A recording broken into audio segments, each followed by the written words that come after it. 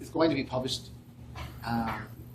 Random House. That's who owns Penguin. Oh, okay. Yeah. Random House. Random House Morzadori in Mexico City is going to publish my book of short stories, and we've sold the Italian rights as well. And I think they're working on the Japanese rights. So it's kind of. If they ask you which book would you like to be a movie, out of all that you are reading?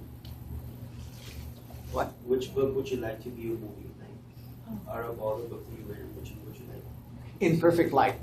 Perfect Light. In fact, they're working on the script right now. Oh, nice. What's the book about? It's about a young man.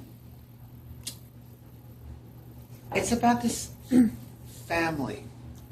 Well, there's two storylines. There's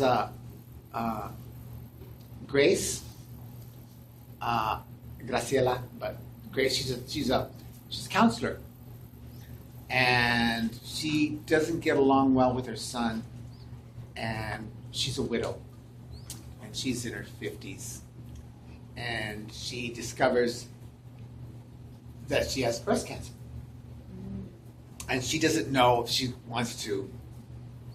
She kind of wants to give up, and we don't know why. That's how the story starts, and on her storyline. And then there's Andres Segovia. He's named after the Spanish guitarist.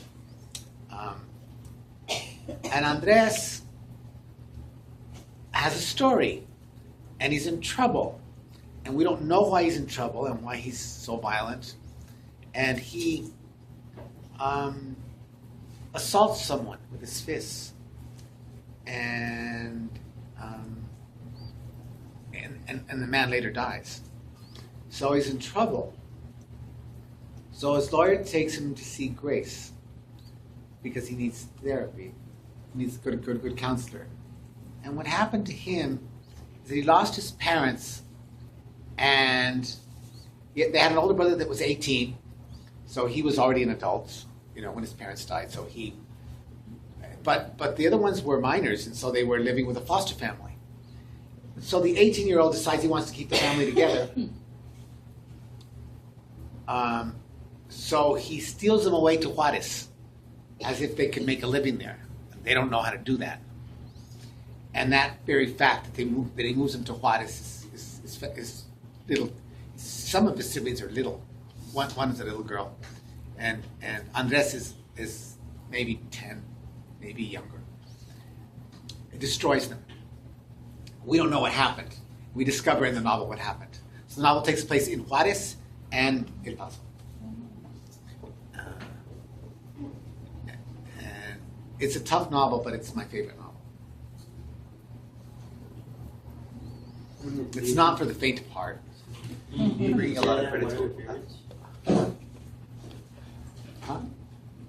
Do you consider that one of your favorite books that you've written? What? Do you consider that one of your favorite books? But I like them all. It's like, which child do you like best? I have a question, and I hope you all are listening to me because this is the teacher in me that's talking. We've just come up with our test scores. Could I have that? Yes, that's for you. I just didn't want to. I'm not concentrating because I'm looking at the top. Okay.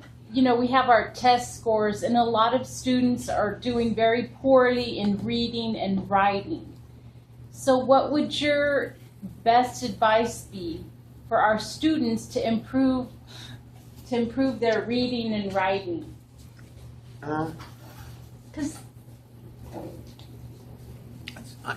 practice makes perfect. Mm-hmm. It really does. I mean, how do we learn to read? We go over it and over it. Mostly kids, when they first start reading, they memorize it. They're not really reading.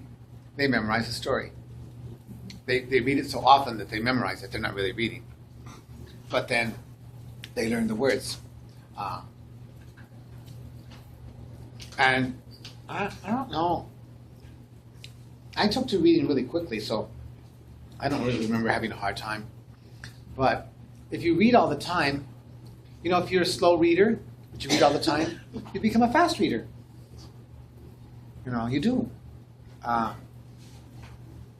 If you don't do it, you're never going to get good at it. It's like playing the guitar. It's like playing the guitar. I have no musical talent, none. But I can play the guitar. I don't play it well, but I learned the chords, and every day, G, G, G, G, D, and then you learn to shift. I mean, but you do it. You just practice, and then you do it, and then you can play sort of. So, I mean, really, and writing, and writing. No, nobody likes to write because they think that it's a skill that they're not going to need in